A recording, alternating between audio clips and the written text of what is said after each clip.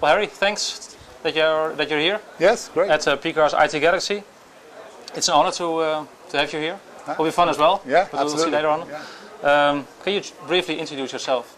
Yeah, sure. I'm Harry Labana. I'm CTO for the desktop division at Citrix. I've been here just over a year and having a whale of a time. So certainly the shift from customer to vendor has been a journey, but it's been good. What's your background? What did you do prior to Citrix? I spent the last kind of like 14, 15 years on Wall Street. I'm originally from London. I moved to New York, so I've been kind of implementing Citrix and Windows and desktop virtualization infrastructure, virtualization infrastructure. So certainly have been a vocal customer of Citrix's, and I guess the best way to shut me up, frankly, was to bring me on this side, right? So yeah. Cool. So suppose you're in. Have a nice meeting with friends, and a friend asks, "What are you doing? What is Citrix? Explain Citrix in 20 seconds to a spouse." Yeah, so I guess the easiest way to explain Citrix is we're about trying to find new ways of IT and people to work.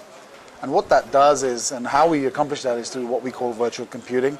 And what virtual computing is all about is enabling business transformation, right? So how do you make businesses more efficient? How do you make them more agile? And how do you position them for growth? So it's all about, Citrix is about virtual computing. Okay. What is Citrix's vision on data center / cloud? Well, I think it's important to kind of step back for a second, right? When you think about data center and cloud, and try and ask yourself, well, what's actually happening? And I think the first belief that we have around cloud is that what's happening, that the world is going from this very static, underutilized data center to something that's more dynamic and self-service. And I think around that, 4 kind of core belief systems that we believe in, that the data center and cloud has to be about being open and having open standards there. It has to be about partnering with people, because we alone as one vendor are not the cloud. We don't believe that having something like that works. We think partnering with folks in the kind of ecosystem who build specialized solutions is absolutely key. And then we also think that cloud is a series of technologies, and we think virtualization and networking together are critical components to enable the cloud moving forward. Okay. When you look at the complete stack of vendor like Citrix, distributors, yes. Especially in Europe, partners like PCAR, end users, customers, how do you see that stack when you look at long-term vision of cloud, of IT as a service, of self-service? What does it mean for companies like PCAR? What does it mean for distributors in Europe? Yeah. So if I understand your question correctly, I think there's a couple of things from a cloud perspective.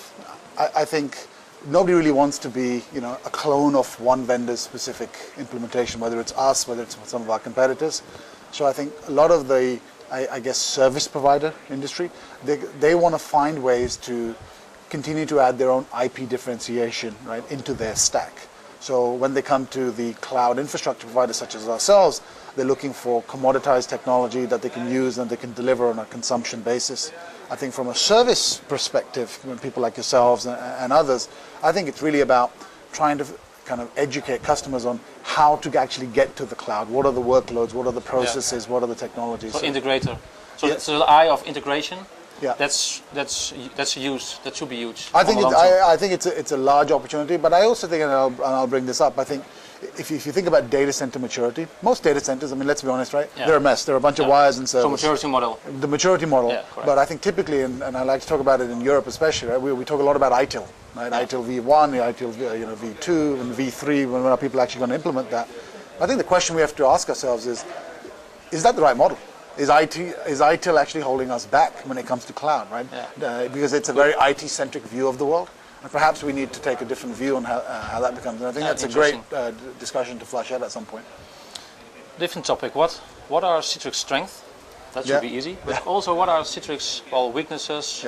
Room for improvements? Sure. So I think, look, the strengths are pretty well understood. It's we've been doing this user workspace delivery, let's just call it, right, for 20 plus years. So we're entrenched in 250,000 plus customers. We're really good over the WAN.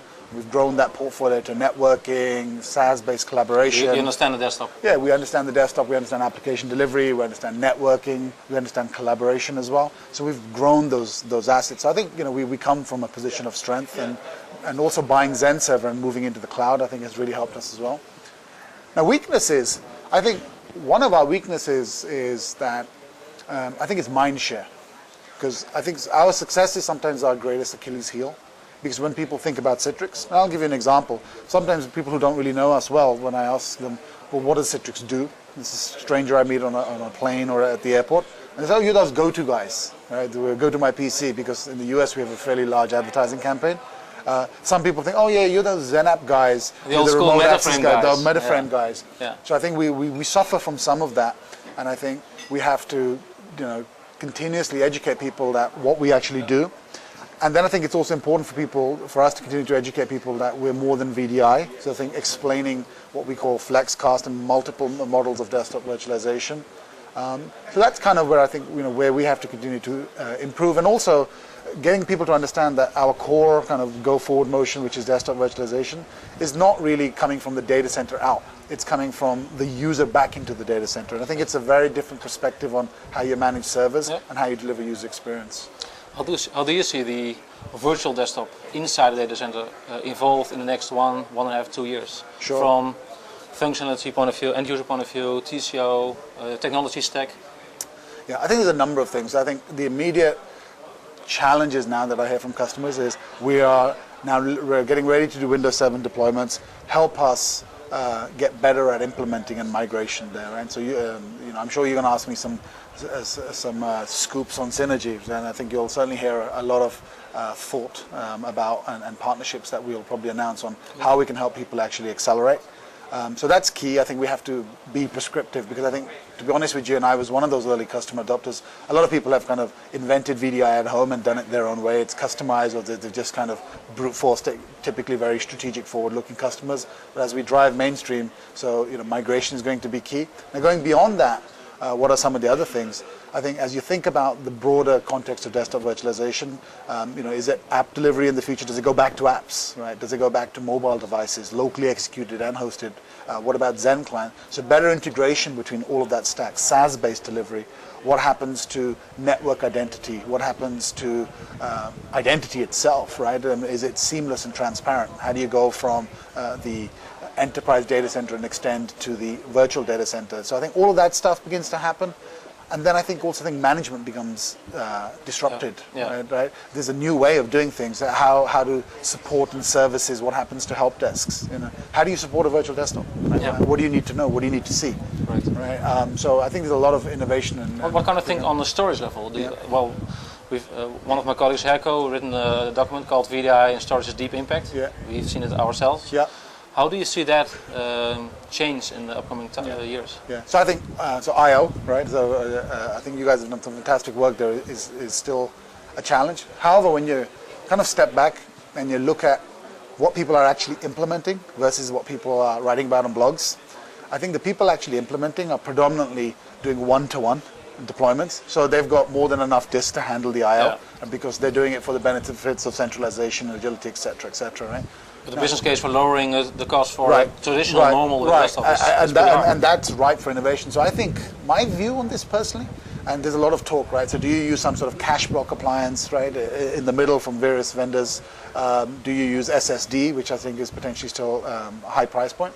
My personal belief that the future is about local storage and distributed file systems that become native to the hypervisor. Because my view is, if you think about the cloud, do I really think the cloud is going to be this big thing that's going to require millions of storage appliances? I just don't think the economics are there. So I think we can put cheap commodity storage in servers themselves from various vendors. Even with the benefit of central storage, so migration stuff. Right, and those right. So I think file system-based, distributed file system-based, local storage solutions that work natively into the hypervisor, I think is really the future. And we just announced. I can imagine some vendors, but that's I think specifically, we just announced last night actually the beta of Zen Server Cowley. And there we're beginning to do some things with how storage is optimized. So cache things locally and all the persistent state, put that remotely. Yeah, so you can see where we're actually going with this. Yeah. From Project VRC perspective, we will do some benchmarking with this feature pack 1. Yeah. And we'll see what the performance impact improvement is. We'll see. What are your thoughts about Project VRC?